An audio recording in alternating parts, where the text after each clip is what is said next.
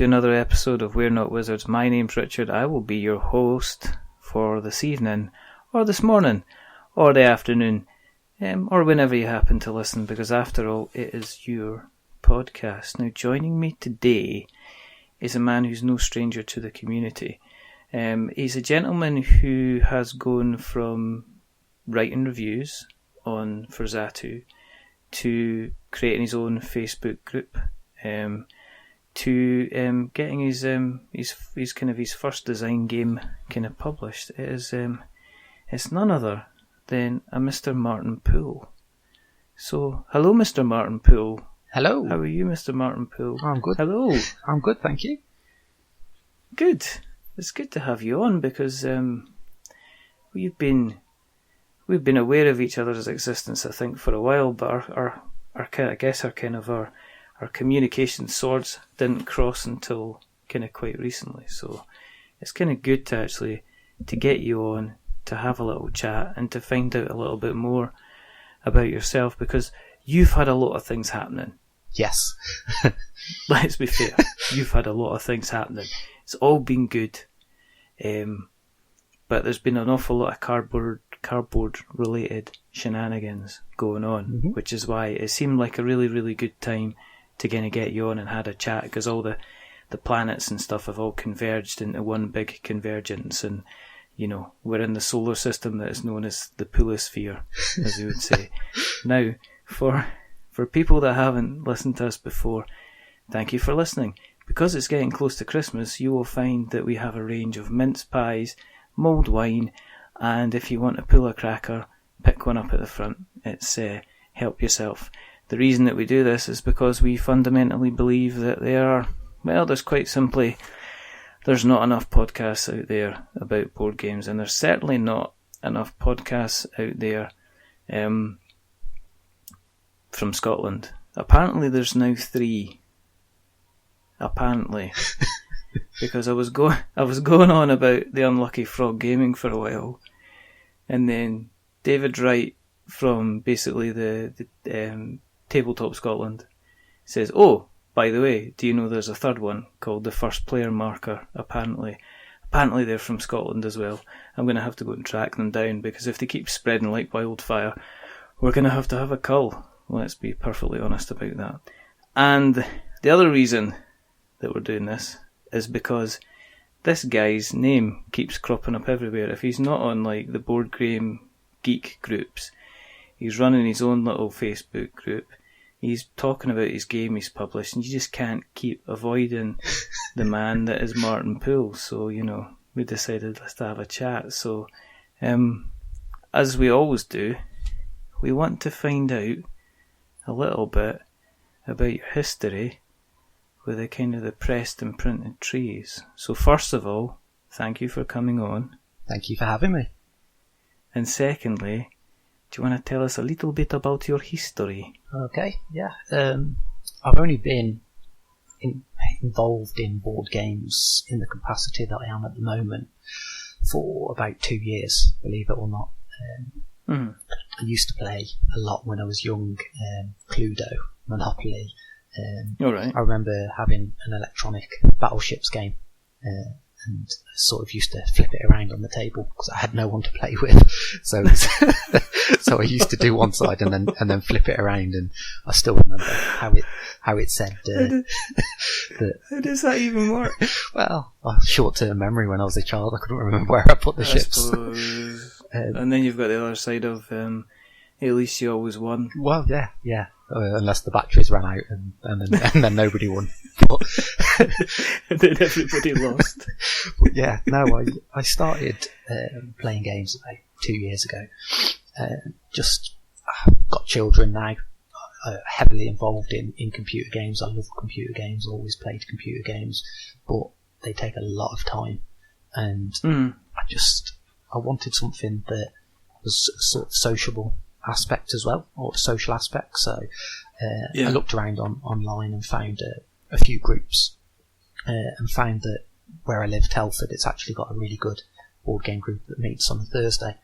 And I went, and I remember the first day I was expecting it to be full of the typical people that you think board games are are full of. My partner, who isn't into games, was teasing me all week leading up to it as well. So I was very, very, very nervous. And I walked in and I was like, there's a bar. Okay. All right. There's normal people. Okay.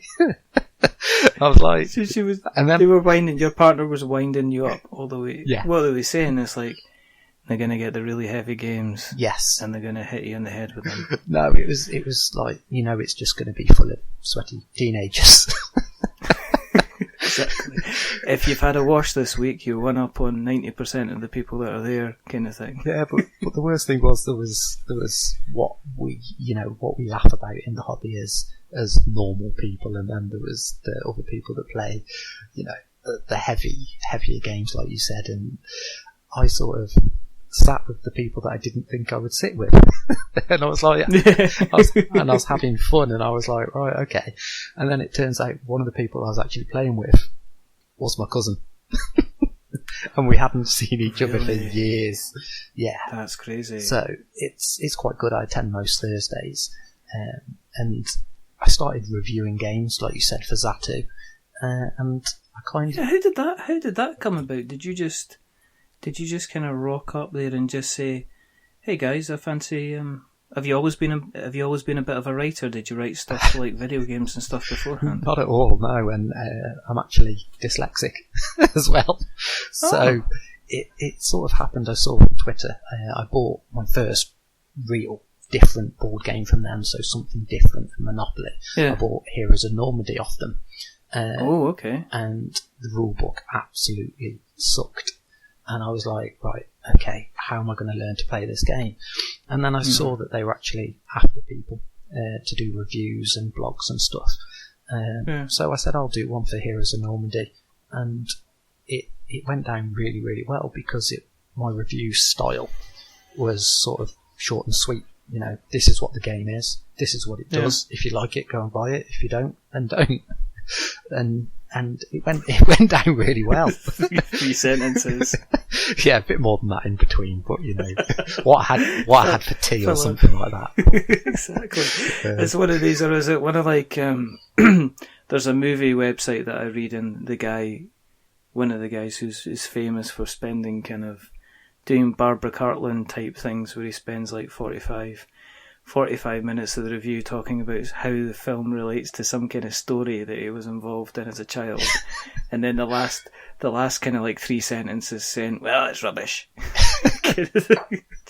Too much CGI, or it's a tour de force kind of thing. So, yeah, that's kind of fine. Yeah. Well, how did you write the heroes? How did you write the Normandy one? Was it like, kind of like, and if you remember that before they used to attack Normandy, they would often get the priest to read the Bible. Now, the Bible goes like this. In the beginning... It was more along the lines of, can anyone help me with the rule book, please? So I can actually write a review. but no. It's like one of those charity things. Martyn, 32, has been struggling with the game Heroes of Normandy for some time. You can donate £10 to help Martyn play his game if you text bored. I wish I'd have thought of that, to be honest. But you should have.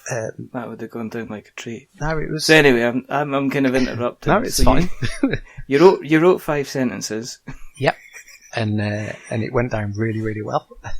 Yeah. And it just went from there. They were just like, okay, well, what other games do you want to review? And then because I went every Thursday, and I probably played 2 or 3 games every night, the reviews were coming quite thick and fast. And up until 4 or 5 weeks ago, I've done 100 reviews in a year, basically. So from someone that's not gone from playing board games to doing 100 reviews, I've gone in, dived in head first. It's not bad. It's not bad. If you'd done 125, I would have been impressed, I think. 100, it's a decent number. But, I mean, joking aside, as somebody who's dyslexic, that is an achievement and a half, because the people I know with dyslexia, they spend half the time kind of second guessing themselves if they've got the stuff right, kind of like in the first place. Are you quite severely dyslexic, or? No, it is. It's very slight. It didn't actually get picked up until towards the end of my school life. All right, okay. So it is very, very slight. But what I find is sometimes what I think I'm writing isn't what I'm actually writing, and I have to read it back 3 or 4 times, and I'm like, what was I actually saying?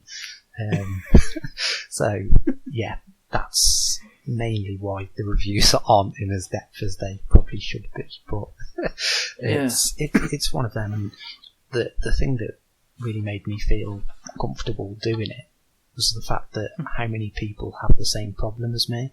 So when they're reading my review, it actually, it makes them feel more comfortable being able to read it, because it's not these big, long, convoluted sentences that they've got no idea what the words are. Yeah, I think like any kind of review piece, it's you're kind of getting a fine line between making the review piece kind of informative, but at the same time also making people actually want to read it as well. Yes. And it's a difficult line between you actually just stating the facts about the game and stating the facts about the game with like some kind of opinion. And I think the only thing that sometimes reviewers of games of any kind of medium get levelled at them is, if you end up just telling people what the thing is, then what are you doing? Kind of thing. You've got to kind of give a kind of a bit of an opinion at the same time. With again, I take it then, are you a bit more of a stern judge when it comes to kind of rule books if they're not as kind of clear and as kind of precise? I mean, is there any games that you've played recently that you've went, actually, this is excellent for helping me to kind of get into the game very, very quickly? Or have there been, on the other side of it, is there also games where you're just like, give us a flipping break, mate, kind of thing? I remember one of the early reviews that I did was Shipwrights of the North Sea, or Shipwrights of the Shem Phillips game. And there's a grid sort of in that which tells you what your starting resources are and how many meeples you have. Uh-huh. And I sort of read the rules, played the game, and it wasn't just me, it was one of the other gamers as well. We had trouble figuring out what your actual starting resources were, and it wasn't really a rulebook error, it was a layout error.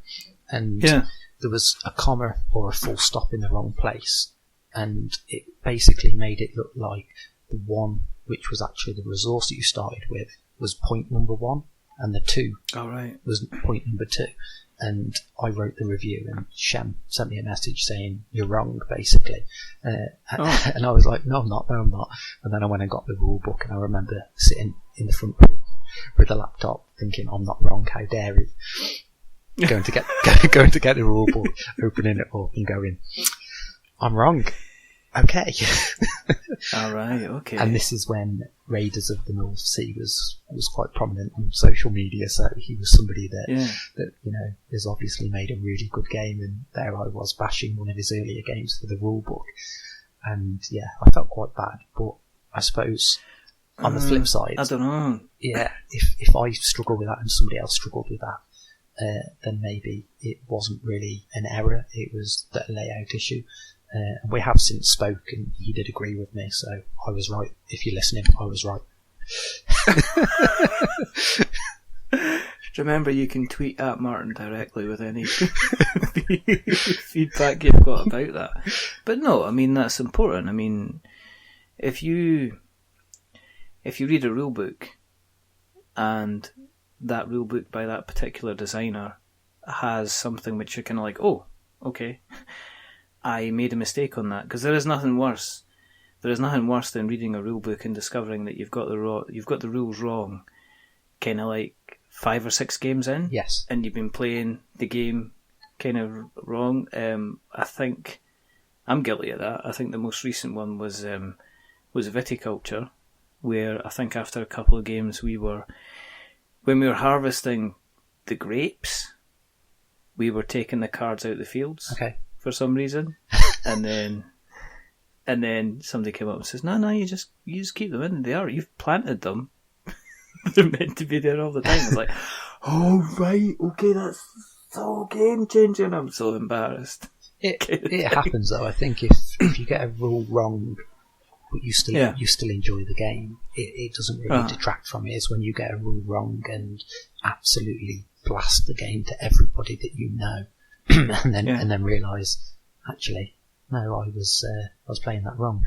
There's a thing at the moment on the internet about a Monopoly rule that suddenly everybody is going on about. Yeah, yeah. Who was I speaking to that? I don't know if I was actually speaking to that with Isaac. And Isaac Childress, he shall not be named because he wrecked the last segment of my show.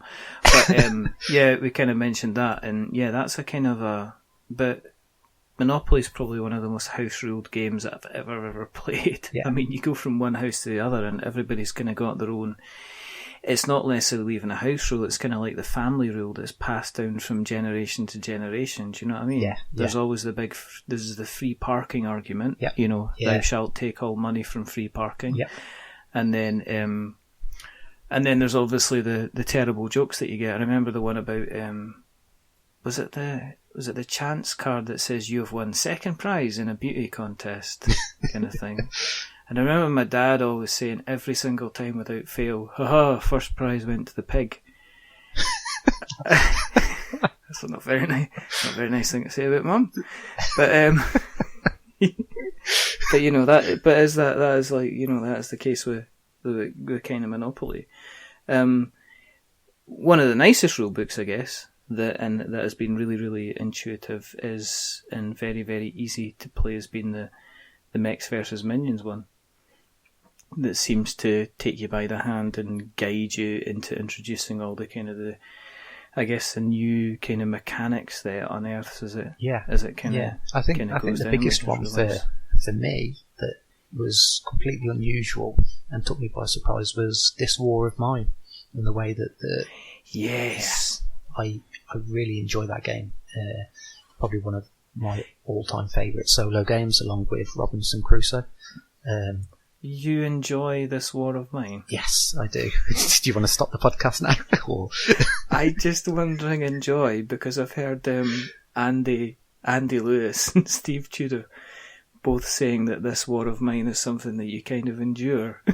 Yeah. there's hankies at the ready because it's quite a sad, tough and difficult kind of game. So I had that debate with people in the game group, and these are the same sort of people that will go and watch horror movies and zombie movies and thinking it's a piece of cardboard on your table with some writing, and you're really getting upset about it. I can understand why.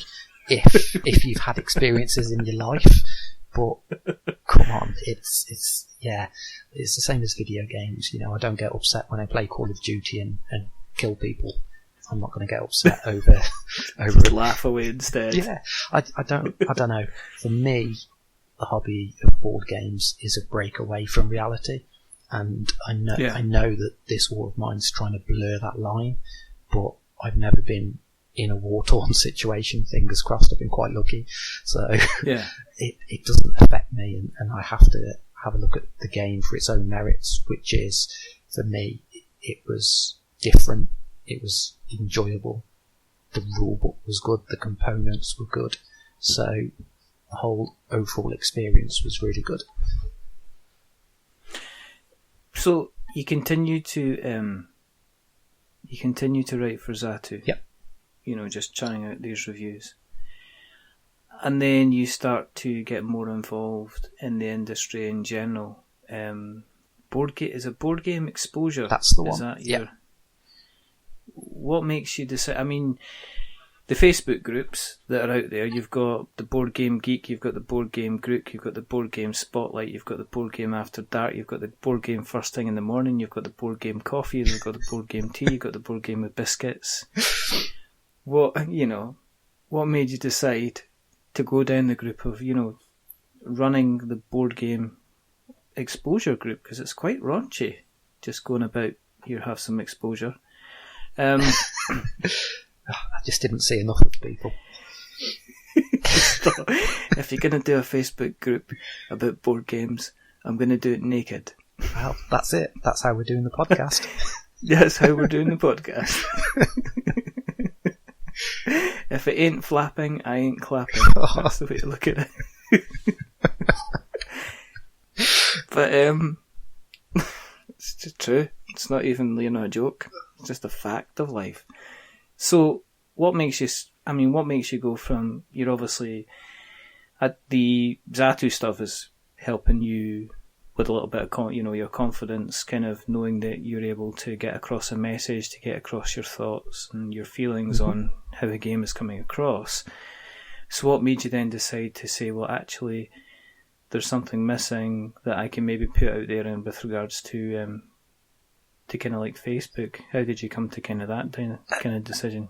I'm guessing because Zatu were publishing my articles, I couldn't really have my own blog start up because I wouldn't have content of my own because it would be Zatu's content. So the blog route was sort of not worth the time and effort, and I was probably too lazy to start that up as well. Working full time, it was something I did on the side. So I thought I'll try and set up a group, and a couple of the first people I ever spoke to, people that you would probably know, Mark McKinnon, of Wreck and Ruin fame. Yes, that's the one. Then you've got Kevin from Legends Untold. Kevin Young. Yeah. Legends Untold fame. And then you've got Sarah from Awesome. Sarah Kennington. I'm not going to do anything. Don't tell me you got Nigel involved. I didn't actually, although he did send me some artwork once because that's Sarah had a go at him because I was doing an article for UK Games Expo, and she'd given me the written piece, and I was like, okay, give me some artwork. And I was like, it's still not here. And then she just sort of CC'd him in an email, and it was there within 5 seconds. So yeah, I think Nigel getting told off at any time at all is always brilliant. It's always really, really good fun. I have a lot of time for Nigel. I think Nigel's excellent. He's genuinely just hysterically funny. Yeah, he needs one of them. even when he doesn't mean it, he's kind of eye-rollingly funny. He's kind of like tut funny kind of thing. But I've got a lot of time for. I've got a lot of time for all of them. In fact, I've now met all of them as well, which is a kind of a strange thing. I've met them all, and they're all genuine, and they all helped me out. Board Game Exposure was a closed group, so to start off with, I only accepted people that I knew that wanted to be there. And within 5 months, I was up to 800 people, and I was just like, right, okay, I'm going to have to open this up now.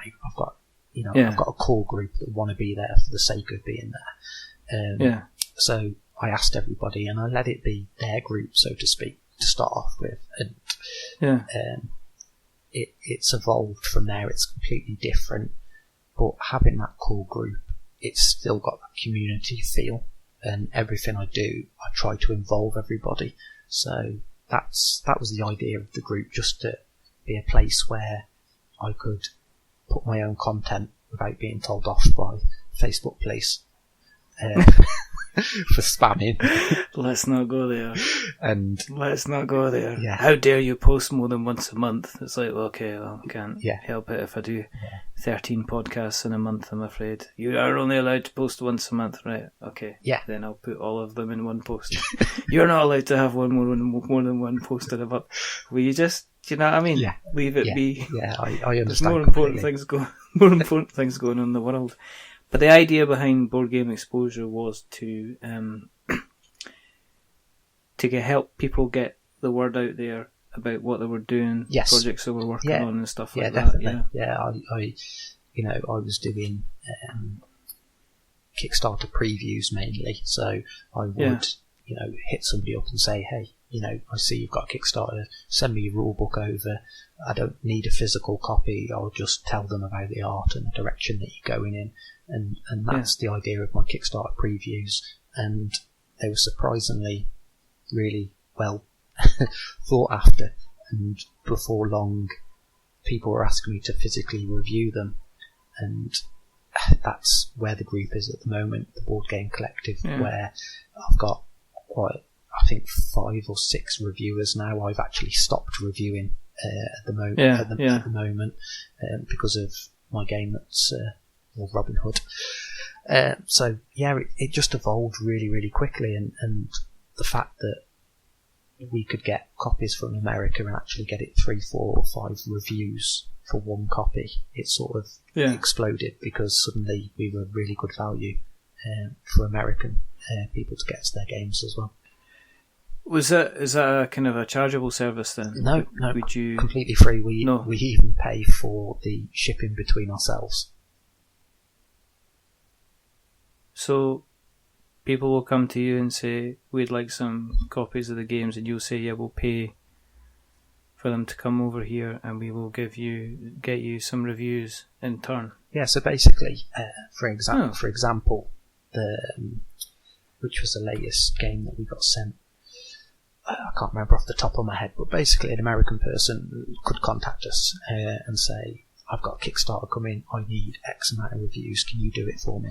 And I'm like, yeah. You pay the shipping to the UK plus the customs. As soon as it's in the UK, it'll come to my house, or it'll go to one of the other guys. They'll review it over 2 weeks, and then as soon as they've reviewed it, they'll then pay the shipping company to pass it on to somebody else, and then they'll do the same, and they'll do the same.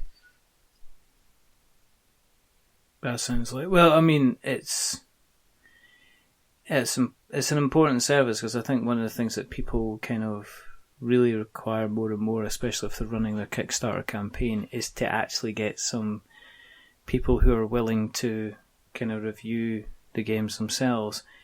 Do you feel, because you're paying them to come over, and I guess this is something that I think it was maybe Meeples Like Us kind of brought up, do you feel under pressure to kind of provide a kind of a kind of a middle to positive review, or are you quite willing to kind of go back and say, listen, this, give some feedback?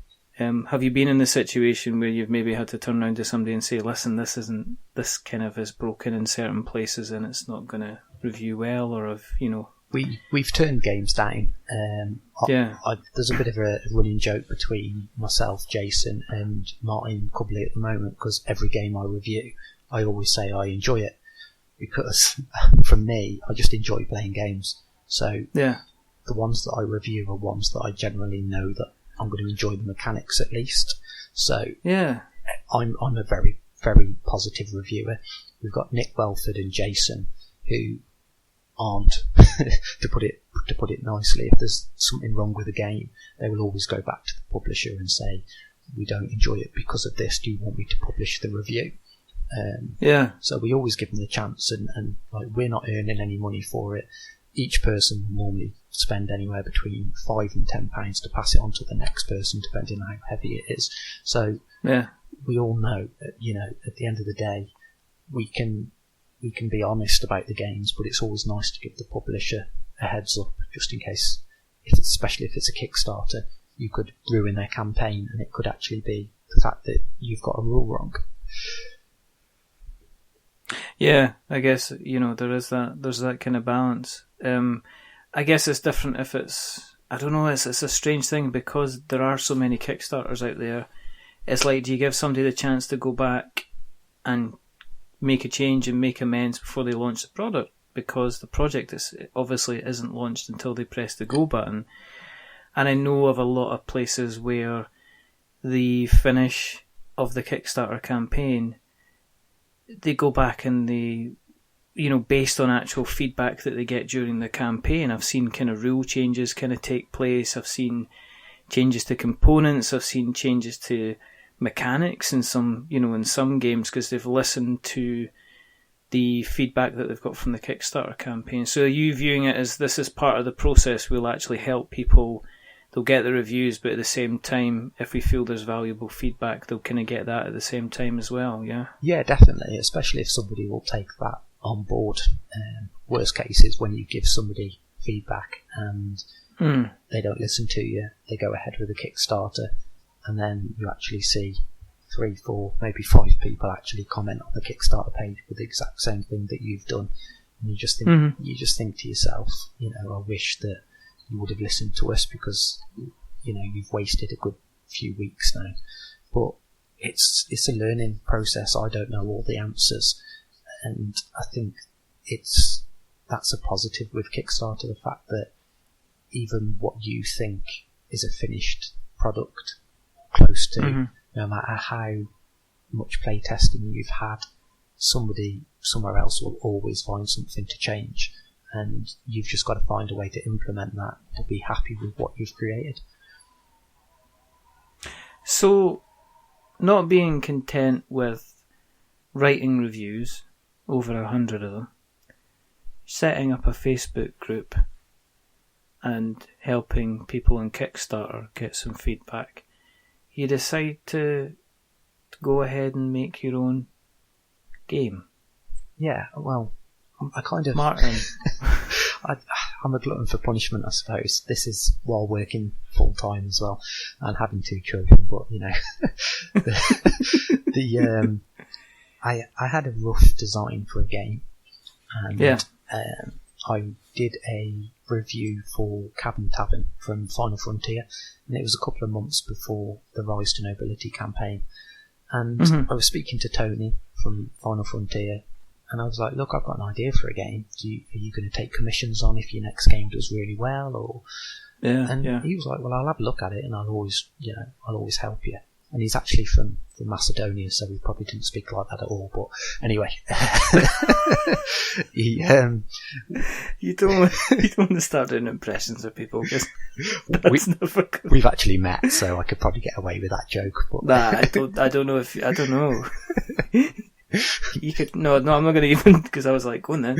No, definitely not. But let's not.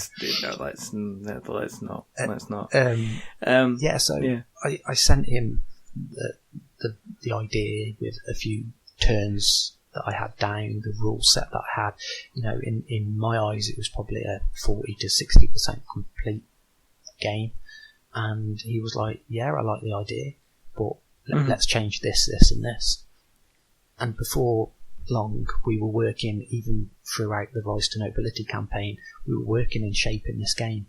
And I told a few people at my game group, and they were like, "Yeah, just go for it, you've got nothing to lose." And because I was still quite new, and I still am quite new to this hobby, I was a little bit worried that this guy that I'd never met, who, even though he'd sent me a free copy of his game, he could literally use me for my knowledge on the theme, that because mainly the knowledge that I had was on Robin Hood, because I grew up watching it, and I wanted a game that felt very thematic in that world, and that's what we were doing. We were building the mechanics to feel as if you were part of the Merry Men. And I was thinking to myself, well, he could literally just take all these ideas and run off. But at no point did any of us discuss contract or money until we were actually 90% sure we had a game that would be able to sell, and it would just need refining and playtesting. So Rise to Nobility did extremely well. I think it did around about $370,000 US dollars, and I was sort of like, hold on, these guys are bringing me along to make a game, and I was like really excited. And within about 2 or 3 weeks, just out of the blue, contract appeared in my inbox on Facebook, and he was just like, "There you go, you're hired." And I was just like, "Right, okay, thanks. Where do we go from here?" And I know. What do you think? What did you like? Check it and go, "Oh, there's not like the suspicious kind of flagged up message that says, similar emails have been used to collect people's personal information and bank details," kind of thing. Well, I'm still waiting for the African prince to send me the money out. I've sent him my bank details, but I haven't heard back from him. Oh dear! Oh my goodness! Yeah. You went down the spam, the spam and scammers.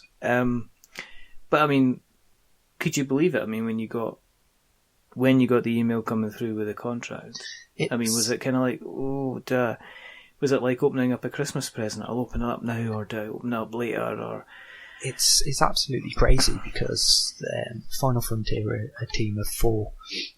You've got Toadie, Maya, Varna, and Voicam, and I hadn't even spoken to the other 3. This was just one person who was like, "That's crazy. Here's your contract," and we all know that a contract can be cancelled, and there's even a clause in there, 21 days.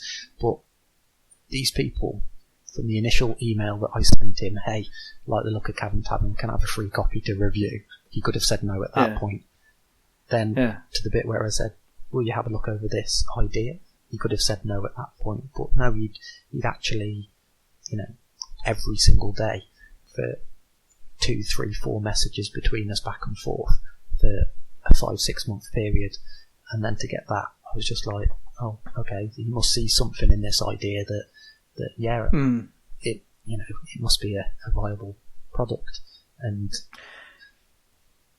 okay, that's kind of strange, isn't it? It's like a whirlwind type of romance where you've not had to go through the glass slipper running after down the stairs, getting home before midnight. No, definitely not. I think everything everything that's happened within the last 2 years has been either in the right time at the right place, or people take to me for whatever reason. I don't know. I don't know what it. I don't know what it is, because I am utterly jealous and have complete hatred for you. Yeah, but that's fine. I'll get over this, and you're not going to believe how badly I'm going to cut this episode. Yeah. just talk about the African Prince, me playing Battleship on my own. They'll be just like, exactly. He's a what? You know what I mean? But you can help me if you could just say that. If you could just say just quite clearly, all board gamers need to get a life. That would be good. We're Not Wizards is not the podcast for you. I'm definitely going to cut that out. But I mean, in terms of, because people will be interested, it's like, well, what are they signed you up for? Are they signed you up to work with them on taking the idea to the next level? Have they signed up to have you handing over the kind of the design idea to them and they're taking it to fruition, or are you now kind of almost like employed on a part-time basis as a designer? This is where it gets really, really confusing, right, and probably making you a little bit more jealous. But since that's happened, I'm basically now working with and for Final Frontier and Thundergriff Games, who did How Long, and we're bringing a new service that should launch in January, and it's going to be a board game dedicated PR service. Now, I can't say too much about it at the moment, but all this has come off the back of what I like to call the hard work that I've put in, building up the audience, board game exposure, and making a lot of contacts. Now, the original contract with Final Frontier was to co-design the game with them. So it was work with them from every step of the way. I went to Essen with them, I helped them out. I've just come back from PAX Unplugged in Philadelphia. That was with Thundergriff Games, helping them out. So it's just, I think if you put yourself out there and you put hard work in, then people tend to realise that they're going to get a benefit from you, and then ultimately you benefit as well. That's how I look at it. So, for people that are saying, you still haven't spoken about the game, and this is like, well, welcome to We're Not Wizards, this is what we do. Usually around about minute 42 is when we start talking about somebody's game that they're here to talk about. So guess what? We're about 30 seconds away from that, so we could be 30 seconds... You can be 30 seconds early if you want. Do you want to tell us all about this fabulous game about Robin and his merry men? Do I have to? No. You don't have to. I'm only joking. When's the Kickstarter campaign? We're looking February. hopefully Okay. end of January, beginning of February. Essen, it was the first time that I'd been to Essen. It's the first time that Final Frontier had been to Essen, and it took us by surprise, and it's put us back a little bit in terms of refining what we want to show on the Kickstarter. So yeah, we're doing all the little fine touches at the moment, getting the Kickstarter page ready, getting all the final art ready, all that sort of stuff's happening in the background.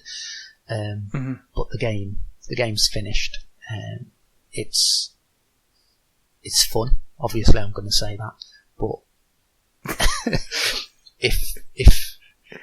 if I could have chosen the game at any point throughout the period, and what you've got to understand is that some of the decisions have been made by Final Frontier and not by me. I'm only a co-designer. Yeah. There's obviously 5 of us that have worked on it. So if I say, I don't like that, but the other 4 turn around and say they do, then it stays in. It's simple.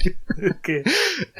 So yeah, it's the best version of the game, basically, that it's ever been. Now, I said earlier that I'm a huge fan of Robin Hood. Now, I grew up watching the Errol Flynn movies with my granddad and my dad. And that's what I was going to ask. I was going to ask if it was if this was Russell Crowe or more Kevin Costner. Yeah, obviously you've gone further back and said it's Errol Flynn. Yeah, if you don't mind. All the films are good if you take them for what they are. Excluding Men in Tights, which was awful, but a lot of Men in Tights is amazing. Was it Carrie Elves? Let's just not talk about that film, because it's not. Let's talk about it, because he does the best line. Because he was directly taking the Michael out of Kevin Costner. Yes, he says, "What's separating you from the rest of the movies?" He turns around and goes, "I can do an English accent." And then, ooh, it's yeah, I know it's a comedy, but for me, Robin Hood is sort of somebody that robs from the rich, obviously. Somebody that ambushes the royal guards, somebody that enters an archery competition, rescues Maid Marian, and I wanted to put that into a game, and the only game that I'd ever played within the Robin Hood theme and universe was Sheriff of Nottingham, and you don't actually do anything in that that's really relevant. Yeah, I was always surprised at that. I was expecting Robin to rock, rock up and go, arms for me, blind governor, kind of thing. Yeah. But he never, no, it doesn't. He never kind of rocked up. No, and I wanted to do it, and the first ever version of the game was sort of very combat heavy, almost could have been a war game, miniature type game, but with worker placement in it. And then it got completely stripped back to be a worker placement resource management game, which I think suits the theme a lot better. Every person that plays the game will take control of Robin Hood, Little John, Will Scarlet, or there's a made up female character in there as well, just to suit, because Maid Marian's actually captured in it. So so there is actually a female character that you can play as, and you've got workers. Like I said, it's worker placement. It's split into 2 phases. So you've got your Merry Men phase and your hero phase. So your Merry Men phase is when you go out, you collect resources, you build traps, and then your hero phase is when you actually go out and fight the sheriff. When you lay the traps on, there's 4 roads coming into the middle of the board, which is the castle. Carriages are coming in, so it's a little bit like tower defence, so you actually have to lay traps there to stop the carriages coming in, because they're robbing gold from the villagers, and you have to work together to stop these carriages coming into the centre, but at the same time there can only be one winner, so you're all playing against each other, but also you have to work together, so it makes for some quite fun engagement. Yeah, okay. So it's kind of like looking after the greater good, but sometimes the greater good can be yourself. Yes. Kind of thing. Yeah. Yeah, you win or the game wins, so you have to decide which one. I mean, have you put it in mind to kind of like play with more than 4 players? I mean, is there chances for expansions and stuff like that? I mean, is it best with 2 or? It's designed from the ground up for 4. So this game will be for 4 people. Obviously, within the universe, there's always different stories that you want to tell, or there's always different characters that you want to include. And as much as everybody said that, it's a theme that everybody loves, it's a really good choice that you've done that.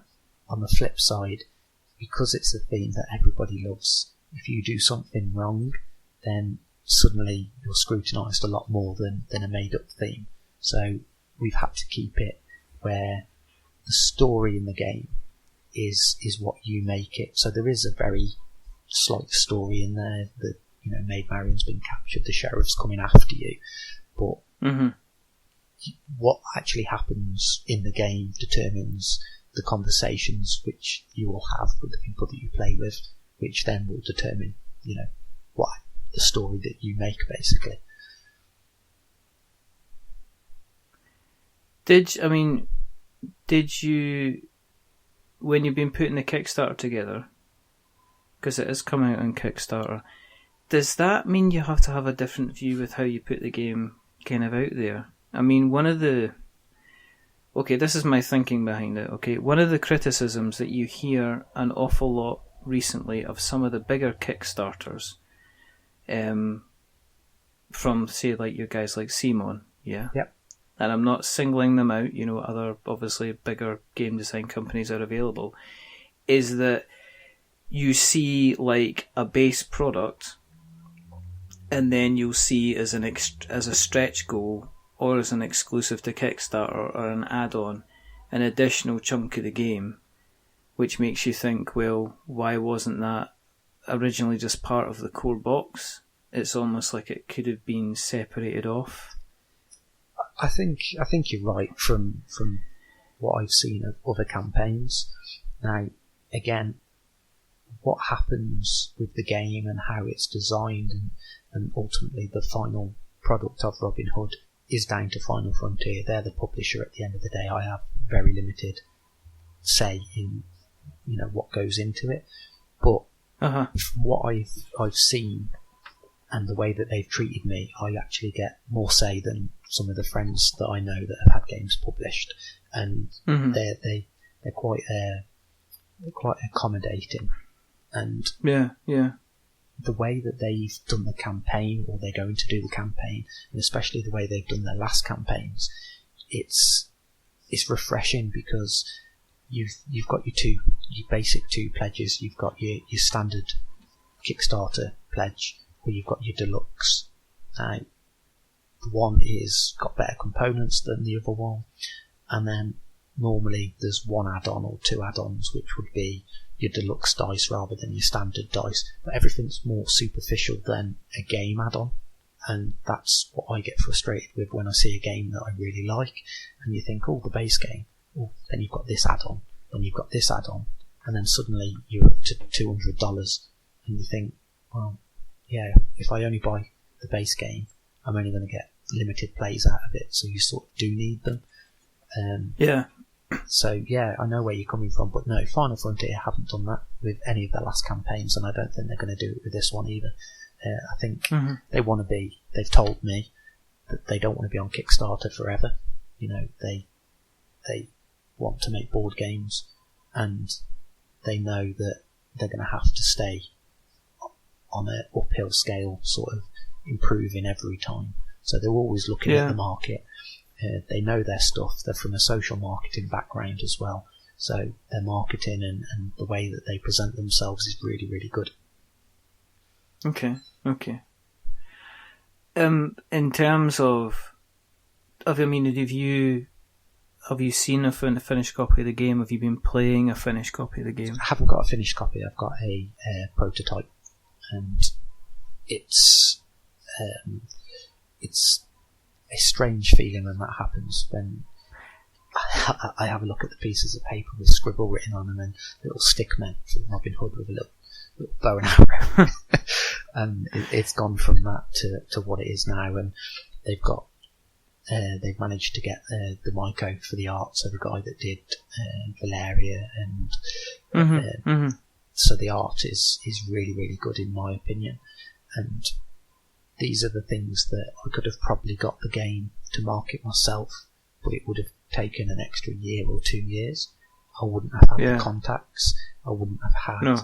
I wouldn't have had the. It wouldn't be 10% of the game that it is now. So I often hear people say, "I've got an idea for a game, but I don't want to tell you too much about it because what if a publisher takes it off me?" And there probably are people out there that would do that. But I'd like to think that we're in an industry and a hobby where people don't, and I showed faith, and Final Frontier showed faith in me, and so far it's worked. So yeah, I mean, I think it's just, it must be mind blowing for you. I mean, do you ever go to the club now on Thursdays and somebody new turns up and you go and you just sit next to them and you stick the box on the table and you go, "See that? That's mine." You just walk up to random people. I hadn't even thought of that, but yeah, I did it a couple of weeks ago. I actually got a picture on my phone, and I was like, "Have you seen this?" I could just see you like going about Asda or Tesco's like with a little pram with like the game inside it all wrapped up, and you get like an old woman coming over and going, "Oh, let's have a look then, let's have a look," and I go, "Oh," and they go, "Yeah, I know, it's gorgeous, isn't it? It's mine." Yeah, it's quite funny because right at the start of the working relationship, in a joking way, they used to tell me off because I used to be like, "Oh yeah, I've designed this game and look at my game," and they were like, "Yeah, it's our game," and I was like, "Yeah, but it's mine." And it's like, no, yeah. So it's an unusual experience. It's fun. The fact that it's now led to a full-time job in the industry anyway with a PR company, and it's been a whirlwind, but I've enjoyed every moment of it. It's very, very. I think, do you know what it is? It's kind of inspiring for other people that are listening, because I think there are people sitting there right now saying, "I'd like to get involved in the industry. I know an awful lot about the hobby. I am worried." I think, do you know what? I think there's a worry about this, even though it's still people go, "But it's quite a young industry. What about the stability? What happens if it kind of disappears over the night?" and things like that. But I guess you're one of these cases to show that if you do decide you want to go ahead and just kind of get involved, you go ahead and get involved. Yeah. And then eventually, if you get involved enough, then you'll reach a level where, things will things will stay level. Yeah. And you'll be there for a long time, or they'll continue to climb. But it depends entirely kind of what, how involved you kind of want to get. Yeah. I don't understand when people say it's a young industry. I think they just look at the boom with Kickstarter, and there's the whole theory of, is it a bubble, is it not a bubble? And Kickstarter's only a percentage of the board game industry, and I think because it's mainly social driven, so we see a lot of it on Facebook and on Twitter, and it's all relevant to the new games that wouldn't be able to come to market if it wasn't for Kickstarter. The actual board game industry as a whole has been around for years and years and years, and it's not it's not suddenly going to go. So if Kickstarter did disappear, then people will struggle, and you won't see a lot of the indie games come in, and that's a shame, because a lot of the indie games are sometimes better than the straight to retail games. But what it would do is it would just shake up the whole industry, and people that have had a few successful campaigns and have been wise with their money, they would be able to get a game published in a different way. And I think that's the thing. People that have already had 2, 3, 4 successful games, if they've been wise with their money and they want to be in the industry for long term, then there is that opportunity there. It's the board game industry isn't suddenly just next Monday just going to disappear and everyone's going to stop playing board games. Well, I think, Jamie, Jamie Stegmaier's kind of proven that. Yes. I know he's like one guy, but Charterstone is already, there was a buzz when Charterstone was announced 2 years ago. There is adoration going about. I looked at what Steve Tudor was tweeting yesterday, that he's been playing Charterstone quite a lot. A lot of people I know, James Hudson, he's been out there saying, he's been playing Charterstone as well. So, I guess it's about maybe getting a tail on your game, and I think that's what a lot of indie guys would like once they have Kickstarter. Once your game's funded, how do you keep it selling? Yeah, because it seems to be the case with a lot of Kickstarters is like the product's funded, the product gets fulfilled, but then it's a case of people are sitting out there and saying, well, I have to do another Kickstarter with another idea in order to kind of keep things going. That's instead of here's an exceptionally good. It happens occasionally. Let's look at Scythe. Yeah, Gloomhaven. Yeah. Very, very well received games that have, a retail kind of tail to them, kind of afterwards. That's actually where the PR idea come from. I said, I can't go into too much detail, but the thing that annoys me so much is the fact that you see a game do really, really well on Kickstarter. It's fulfilled, people are playing it, and then 3 or 4 months down the line, everyone's forgotten about it, and you can't get hold of a copy, and copies are going for stupid amounts of money. And then that designer or that publisher is then moved on to their next game, and they've already got this game that could make them money, and they've forgotten about it, and it's not in retail shops. They don't offer a retail pledge, nothing along them lines, and they're already onto their next baby, so to speak. And you just think to yourself, I can understand why you do that, and Kickstarter is a huge amount of money quickly, but if you want to be in the hobby and for a long, or the industry, for a long period of time, you've got to establish the roots of getting your first game into shops and then move on to the next one. And that's what I was on about with, if Kickstarter disappeared, these people that have managed to get their games in shops and people are talking about their games 6 months to a year afterwards, then they're the ones that are going to survive. And then all the small indie guys that haven't got that, they will just have to go back to working 9 till 5. Yeah, no, it's interesting. What about yourself then? Obviously you've got this job. How's that going to stop you in terms of your creativity? Do you still have more games that you're looking to put together? Has this made you think, well, actually, all these other white bits of paper that I've got scribblings on them, I can maybe do stuff for them as well? Yeah, we've already spoken, myself and Final Frontier. We would like to work together again.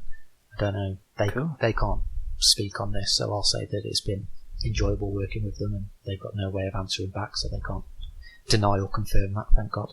But just check, is it in there? Tony, what was that? He's rubbish. Alright, okay, shall I let him know? No, it's okay. Go and put the kettle on though, thanks. He's just shook his head and ran away. Yeah. That was a really good, I could hear his accent in the background as well. Could you? That was, Macedonian's never been really strong for me. But no, it's been good. I've learned a lot, and it's opened so many doors as well. So, I think Daniel Zayas, who he worded it perfectly on a Facebook status yesterday when we were talking. I basically said Merry Christmas to everyone before I forget and get too drunk or too busy. And I was like, have a nice 2018. And he said, we've both taken on that many different things that surely one of them should be successful. And I think that made me realise how many different things I am actually involved in. And it's good because they're all within one industry, so they all sort of complement each other. So yeah, I'm looking forward to 2018 and getting the game out there. So is this vastly different from your normal kind of day day job then? Yeah, I worked for a big DIY company that isn't B&Q, and and okay, I worked in sales basically, but it was different in terms of the whole industry and what I was selling. But it's being a people person, even though I hate that cliche, but being able to speak to people and build up relationships and being honest is what this industry is about. And I think it's what life's about, to be honest. If you want to be successful in life, you have to be honest, and sometimes you have to give without receiving, and hope that it'll pay off in the long run. That's pretty cool. No, I mean, you've always come across as kind of like you're always continually doing something. It is kind of like, what is Martyn up to this week? And he's like, oh, I just made a game. Just like that. Yeah. Did what? Tony, yeah, he made a game, Tony. You know, that kind of thing. And everyone's like, what's he done now? He's done a Facebook group. He's done a Facebook group as well. What have you done? Can't even get you to do the dishes. I was going to say it's about 10:30 in Macedonia, so he'll probably be 2 bottles of whiskey down. He'd be shouting at people from the couch. So the new PR stuff, is that starting off as is that early next year? Is that started off just already? Have you got an official kind of launch thing planned for that, or is it a case of watch this space to find out what's happening with that? I've spoke to some reviewers about it, because we're going to need reviewer and media help with it. I've spoke to publishers about it as well, but it hasn't officially been announced. That'll be in January. But the easiest way to think about it is it's going to be a service to help a publisher at any point within the creating period. So if it's play testing, then we can help them. If it's reviews, then we can help them. If they need art direction, then we can help them. If whatever it is they need help with, then we can help them. And having Thundergriff Games and Final Frontier Games with their own skill sets, and then me in the middle, that's going to be the sort of getting the word out there and speaking to people and telling them what we can help them with. I think that it's the first of its kind sort of offering, and it will help the first time people that we spoke about 5 minutes ago when I said that they struggle getting a game into retail or knowing how to make the best of their opportunities. We can actually help them with that. That's very, very cool. I keep saying that's very, very cool. I'm wildly, crazily jealous at every word that's coming out of your mouth at the moment, Mr. Poole. I can't help myself. I'm screaming internally, but I'm also very calm on the outside and good at hiding my emotions. So there you go. You're just writing emails to all the reviewers saying that please give Robin Hood a bad review. I would never ever do that to anyone at all, but I will make an exception in your case. Well, I was going to say that maybe I could sort you a free copy out, but not. No, that's okay. I don't want your game. I don't want your game. I wasn't on about Robin Hood. I was on about the email of me sending out to people saying that not to listen to this podcast. Oh, that's fine. I'm beyond saving. If people want to keep an eye on what you're up to and where they can find you, where can they find everywhere you? On the internet? Yeah, I know, that's what we're going to say. Do you know what I mean? Open your window, chuck out a brick, you'll probably hit somebody who knows where they can find Martyn Poole. Yeah, it does feel like that sometimes, and I do get the odd inbox where people say, like, you post too much, but I don't know. At the end of the day, I'm going to sound really, really obnoxious now, but it's my group, and I want to. The people that are in there, I want them to think that if they've got something that they want to share, or if they've got something that they want to market, as long as it's not spam, then post as many times as you want in the group. If I don't want to read it, then I'll skip past it. I'm not one of these people that constantly delete posts, and I'm not the Facebook police at the end of the day. No. Is that why we're banned? Yes. I'm just asking. Yeah. All right. Okay. I don't think you are, are you? Not yet. No. Okay. I just thought I'd publicly ask you. No, that's okay. Cause Just be put me on the spot like that. I thought just for a second you were like, "What, have I banned him? Is this whole thing? He's been speaking to me for an hour only because he can turn around and ask me why have we banned from the group? Oh my goodness!" it's alright. I've got 4 other moderators. I'll just blame them. Now we'll get you back on in a second. What's your email address again? Let me just type this in and delete it. Basically, if you go to Facebook and you type Board Game Exposure, Yep. I'll find you. Are you on Twitter? I am. Board Game Exposure on Twitter as well. Okay. Are you on the Facebook? You are on Facebook? Yes. But Facebook's usually just my personal, but if they go into Board Game Exposure, they can fire me messages across that way. Okay, that's cool. I take it, you got a website? I haven't. Not yet. No, I haven't got a website. Maybe that's something else that I can do. Just do the website, do a blog, set up a blogger, take over the world, give me the hits right now, today. It's all fantastic. There is a Facebook group for Robin Hood if you wanted to sign up. Ah, okay.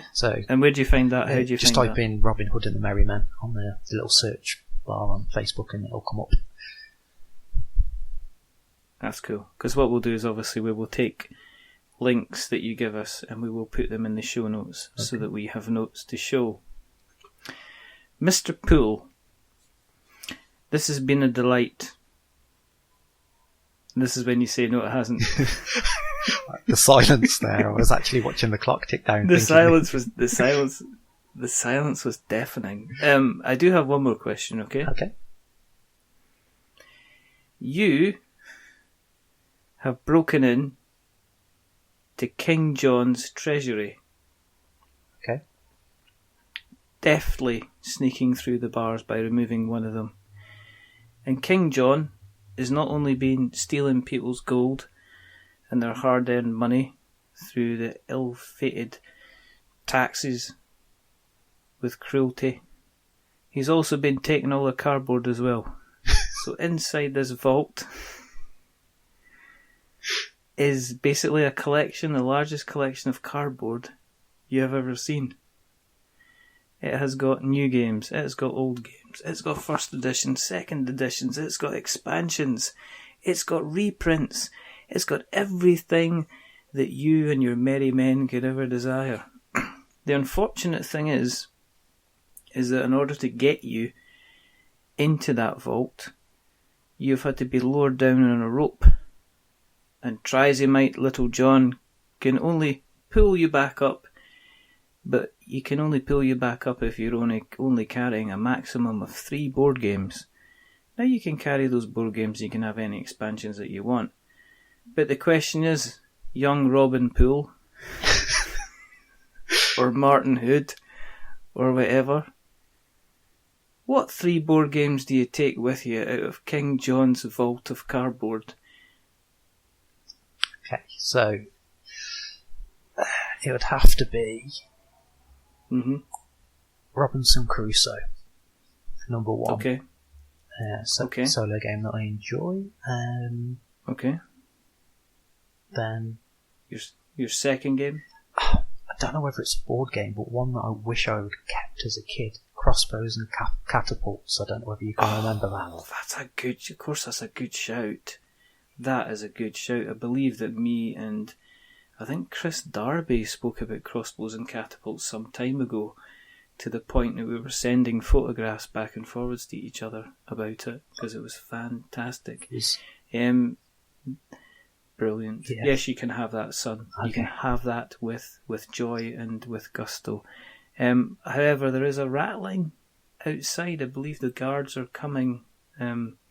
What's your third game going to be, sir? Is it Star Wars Gambit Run, or the old Star Wars one by Avalon Hill? A bit of a grail game. It's meant to be one of the best Star Wars games that you can get. I've never actually played it, so it would probably... You're going to take that one as well? Yeah. You really are looking for the treasure, aren't you? I am. Yeah. I could have said Monopoly Scottish Edition or something, but you could have said like one of the 100 games that you've reviewed, but you've gone for something quite unusual and fancy. If I'm going to, which is fine. Yeah, if I'm going to break into a castle and have the choice of anything, then I may as well make it worthwhile. Absolutely. You know, excellent. Thank you very, very much for coming on. Yeah, no problem. Thank you for having me. Really enjoyed it. It's been a lot of fun. If you want to keep an eye on what we're up to, then you can find us in the usual places. If you go to the Googles, if you search for We're Not Wizards, you will find us on Twitter. You will find us on Facebook under We're Not Wizards. You will find us on YouTube, because our fantastic podcast host Podbean automatically put all our episodes onto YouTube. If you want to find it the old way, if you look up to We're Not Wizards Tabletop Podcast, you will find us there. You will find us on Instagram, you will find us on Stitcher, you will find us on Spreaker, you will find us on Acast, you'll find us on Podknife. If you have listened tonight and you've enjoyed what you've heard, please consider jumping onto Apple Podcasts, because apparently every single time somebody jumps onto Apple Podcasts and drops us a subscription, it increases the chances of us getting a lovely white Christmas. If you want to increase them even more, you can consider even giving us a review.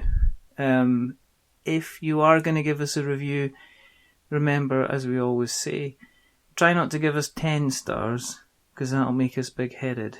But don't give us 1, because that'll make us cry. Give us 5, because it's average in the middle. Why are you laughing? And we are very average. But the gentleman who's not been average tonight, who's apparently lost it in the background due to that Apple Podcast joke, is the rather fantastic. They're rather wonderful. They're rather ultra busy. Check out all the stuff that he's doing, and check out the more stuff he's going to be doing next year. It is Mr. Martyn Poole. Thank you. Thank you very, very much. There's only 2 more things to do. The first thing is to remember that we are many things, but we're not wizards. Are we wizards, Martyn? Only on a Saturday. Oh, get out. See, Tony? Told you. It's not even a flipping outlaw, he's a wizard.